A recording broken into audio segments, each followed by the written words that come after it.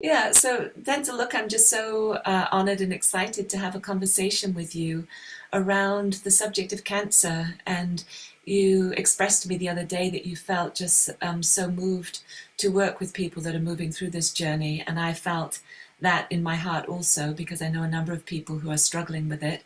And I just thought we'd have this conversation and see what gems come through that might be of service to somebody.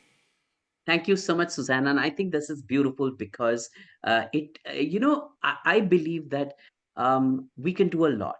And the more that we spread the word, quite literally, the more people we reach, the better people will understand something like a cancer. I have a very personal story to this. I shared it with you the other day that my mother was stricken with leukemia when I was very young, at about the age of 14, and she passed on within a month of her being stricken with leukemia. So cancer to me has been very close. I work with children and I work with grown-ups, both of whom have different forms of cancer.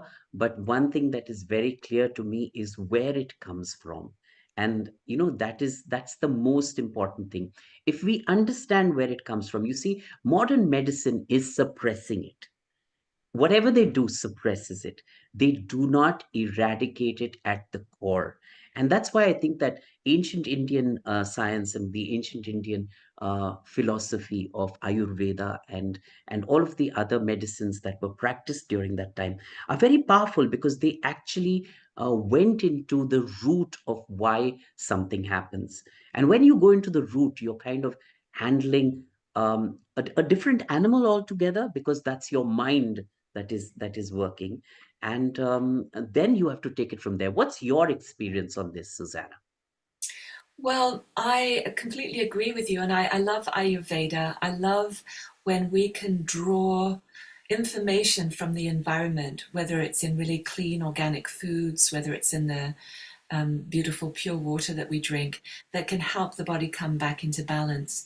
But you mentioned something the other day, which was the emotional component, and I found it very powerful. You said you see a strong correlation between people that carry a lot of bitterness or Right. resentment and the expression of cancer. And I feel very strongly at this time there is so much that is bombarding us in terms of EMFs, pollution, the stresses of life. And so we need things like Ayurveda and good food, but also tools like meditation, or something that I think we both share in common is energy medicine like EFT tapping, where you help to take the body out of the state of stress and bring it back into peace, into Right. balance.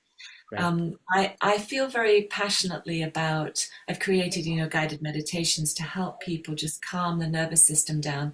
I feel very passionately about holding a space for people moving through this journey to help them to really live well moment by moment, whatever else is going on. Because so often when someone is diagnosed with cancer, it becomes their identity, and they lose their life.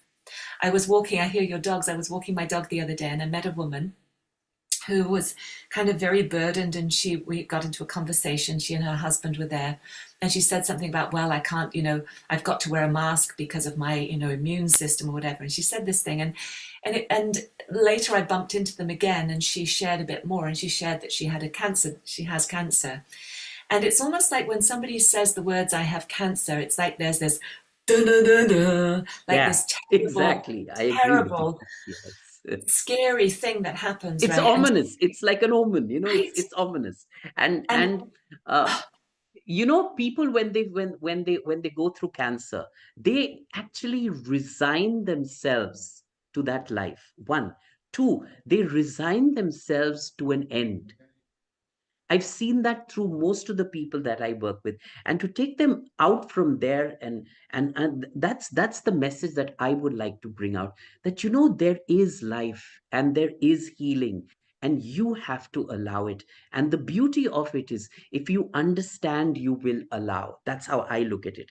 Because once, and I work with a lot of people across the spectrum. Once they understand, okay, this is where the problem is, it becomes so much easier for them to actually allow that to happen. Now, just harking you back a little bit, and going back into ancient medicine, over and above Ayurveda, a lot of the ancient medical treatises of the time were held within the Vedas. The Vedas were, there are four Vedas, or four holy books, and one of them, the last of the Vedas, has a very, Atharva Veda has a very powerful understanding of medicine if it's read well and understood well. And maybe it also takes a little empathy and a little of being intuitive to allow that. Now, according to Indian ancient medicine, disease comes from three forms. Okay, the first form is something that you're born with. That's what you brought as a residue of the soul with you through lifetimes. You're carrying it forward. It includes within it a lesson that you need to learn within this lifetime. So, say it's trust, or say it's patience, or say it's whatever it might be. You're learning that lesson through that ailment that you have. That's one. The second thing is everything that we consume. So, we're consuming air, we're consuming water, we're consuming earth, we're consuming all the elements, we're consuming sun, wherever that deficiency is, or it is brought in by that, that's the second form. The third form is within your mind. I believe that cancer resides in your mind. And what I was talking about earlier, the bitterness, the anger, the angst, the pain, when you hold that pain for very long, it becomes like that. It becomes like a ball. When that pain is held on and not let go of over periods of time, it will cause cancer. It will become cancerous. You see, autoimmune is when your body is going against itself, right? So, autoimmune means you are fighting your own body. When you hold pain and anger and anguish and guilt, for instance, for a very long time, it starts to become like an infection within your body, and part of that infection is a cancer. So that's where my understanding of cancer comes from, and when you understand this, then you are able to move on, because then you have to do the work that Susanna does best, which is the healing part of it. So I agree with you. And so when you're working with your cancer patients, it's your intention to hold a space for them to remember really who they are That's before right. they had all of these thought forms moving around, before they felt the resentment or the bitterness arising, and to kind of unravel from that. I think we're very similar as in our desires as healers to bring somebody into a state of deep connection with their truth. And by That's truth, what I mean is the connection with the source of all life. that's And right. out of that space, I truly believe anything is possible, healing can come. But what I notice sometimes when I work with people that are very carrying the thought forms of cancer very heavily, their sense of hopelessness, it's like you can start to clear, maybe with tapping or with meditation or just a conversation, you can start to clear those clouds and connect them up to something. But the habit is so ingrained that unless you're there with them all the time, they will go back into that identity. So, what do you do, Denzil? What do you personally do to help somebody shift completely so that they are open to the possibility of a recovery? I mean, Anita Morjani in that book, Dying to Be Me, she wrote such an inspiring account, really, of her own near death experience, her own waking up to really more of the truth of who she was. Um, but for somebody who is in deep pain, maybe they've been told, that they're terminal, whatever, how do you hold space for them to live well with the possibility of healing under those circumstances? You hit the nail on the head. That is by far the hardest thing to do, to make that inroad into breaking a habit of who the person thinks it. Also, I also sometimes attribute this to modern medicine, because modern medicine a lot of the times does not give us hope. It tells you have 2 months left. I don't believe we should tell anybody, because nobody really knows how much time they have. That's period. That's without an understanding of anything else. But when I start to work with somebody, I have to what I normally do is I will lift the person with their affirmation and belief in the system that they are based. So whatever system you're based in, I help you understand your your ailment, or what is wrong with you, or what is not necessarily wrong with you, but what is a pain within you, to understand it from there, and then take it from there. But yes, the first thing that I find I need to build in everybody is hope. Because Mm. when somebody comes across cancer, it's almost like hopelessness. It's Yes. like the world is ended. It's just a matter of time. Yeah. And to remove that understanding is one of the hardest things to do. So, to understand that you have that time, Yeah. you are creating that time for yourself. So, if you say, I've only this much left, you're programming yourself into going towards that moment, because what you think is what your body will become. So, it's Yeah, bad that's enough right. that you have an ailment, but it's even worse that you are now programming yourself into saying, oh, I have only 6 months, I have only a year, I only have that much time. Well, and the problem with that, Denzel, as well, is that somebody is living into a story of a future that hasn't happened, a not very kind future. And for me, I I suppose as I've grown older, what's become important is that I don't think it really matters that much when we complete this lifetime. What matters is that we live as best we can, as present as we can, moment by moment, as we move through whatever challenges come up, whatever joys come up.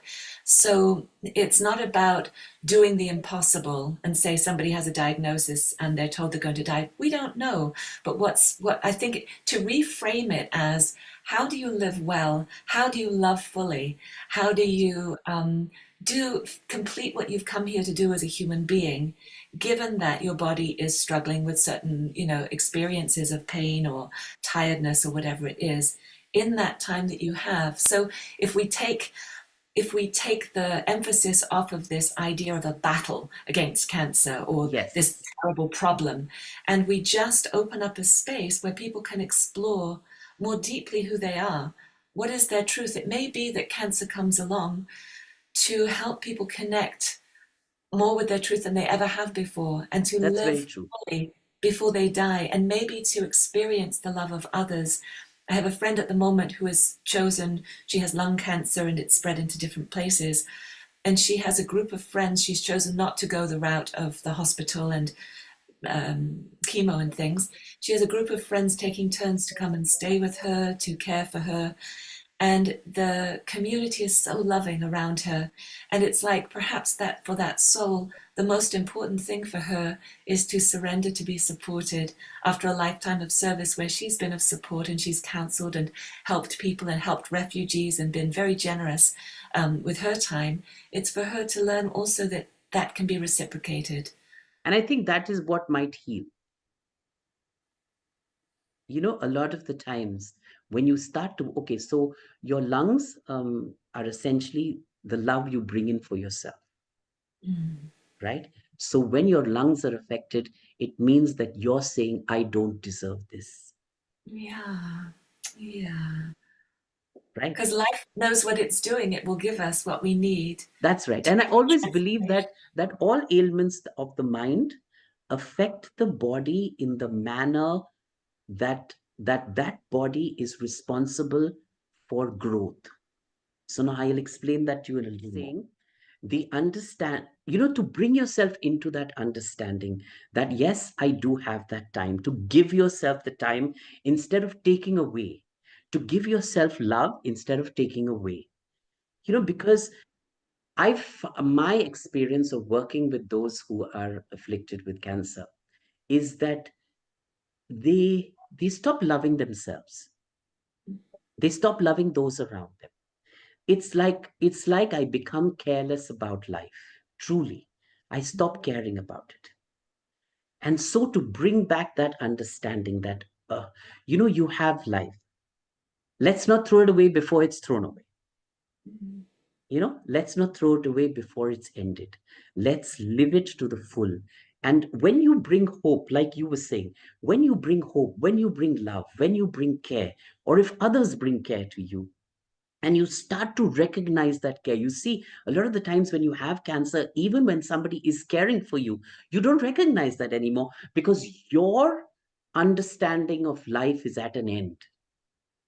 And we all love life, no matter what else we don't love. We might not love ourselves within that life, but we all love life. We hate to go away. So just to understand that you are the person who carries this life forward. It's your soul, it's your body, it's your mind. And building on that is what will bring you back, is how I like to uh, pass on that understanding to those who I work with. Beautiful. And so when you work with someone, you go to the hospital where they are or the hospice. Yes. What does a session look like, or what does it look? Do you work with numerous people at once or one-on-one individually? I actually do both. I work on numerous people together, but my numerous people together is a different kind of system to the working with the one on one. My numerous working with many people together has to do with giving them the understanding of joy, just Beautiful. It's bringing funny joy to because I that was going to moment. say that. Yeah, You know, absolutely. And so what might that look like? Do you it's do it's like a laughter fun yoga? Or session. do you, I talk yeah, about the movies, I talk about entertainment, I talk about what gives joy to your heart, of just lifting that heart up, just yeah, making it light, making yeah, that moment light. Because normally hospitals, where they have wards like this, are very gray places. So and gray is the atmosphere that lives within there. So yeah, therefore, to bring that up for yourself and know that there's different color to it, know that there's different texture to it, know that you can enjoy a meal, even though a lot of times you're on a different diet, your taste buds are gone, everything is wrecked. So just to understand that, oh, can I just enjoy a simple meal, just give me that joy. So that's when I'm doing a session with a lot of people together. But when I'm doing an individual session, I like to deep dive into the fact of, why is this happening to you, where is that hurt held, and why mm, do you need to heal, why do you need to heal. You see, a lot of times that resigning of the person, or the resigning of the soul, kind of negates everything else, that desire yes. to heal, that desire to live, that desire to have life. So that desire to have life is brought back. And I find, in all of my experience, the people who heal are the ones who can pin a hope on somebody else. Because as human beings, when we live for somebody else, everything else stops. And so what might be an example, Denzil, of So, an that? Like example, a I'll give you an example. grandparent with a child, a grandchild or something? Thank you so much. That's exactly where I was going. For Yes. instance, there's this old gentleman in Chile who I work with. I'm working with him even now as we speak. Beautiful. He doesn't understand my language too much. I don't understand his language, but that's okay. It doesn't really matter. So long as we understand the essence of where we're going. So in his broken English, I got to understand that he has a particular kind of cancer, and he's had that for about 2 or 3 years. And a friend of his asked him to come in and speak with me. So we got on a Zoom, and then I asked him, okay, suppose his name is Eduardo. I told him, Eduardo, suppose there was one person in your life, any one person that you could live your life for and say, I'm going to live this next 10 years on that person. I'm going to find my joy in that person. Who would that be? And so he said, there's nobody. I said, thank you so much. That's the end of the party. I said, oh, now what do I do next? A lot of times you come to that, oh, what do I do next? Anyways, so we finished that session, all was happy. Then he came to me in between. So we had I think we have a Wednesday or a Thursday. So on a Thursday, he didn't come back to me. He didn't say, normally he would say, okay, look, when's my session? Da, da, da, da, da, and then I would schedule one for him. So he didn't say anything to me. On the Saturday of that week, I was on a weekend and there was something happening in my life. And suddenly I get this message on my WhatsApp, and it says, I'd like to speak with you urgently. I said, oh my God, you normally think, the oh my God comes up first, as human beings are. But I said, no, let's call him up and speak to him. So I spoke to him, and he said, I just found my grandchild. And I thought maybe he'd lost his grandchild. But no, what he actually meant was that he found who he could live his life for. Oh, beautiful, beautiful. Yeah, yeah. And I Be of think, service to nurture, to grow up. And I said, that's beautiful. And that change within that moment mm, is what I believe changed cancer for him. yeah, beautiful.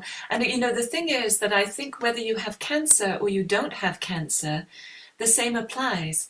Like, what are we Yes, it living does. for? Who or what are we living for? That's To right. be of service is one of the finding your joy, whatever that is, your expression, is one of the most protective things that you can do in order Right. to boost your immunity and your resilience at a time on the planet that is really not easy to maintain well-being. It's really not, It's physically or not. mentally. It's not. There's a Yeah. lot, there's a lot going on for a lot of people. I also feel passionately about bringing people like you speak of doing it into community, into sacred community where you get to share and people get to witness one another, because I think that also, when people feel isolated, they open themselves up to diseases like cancer.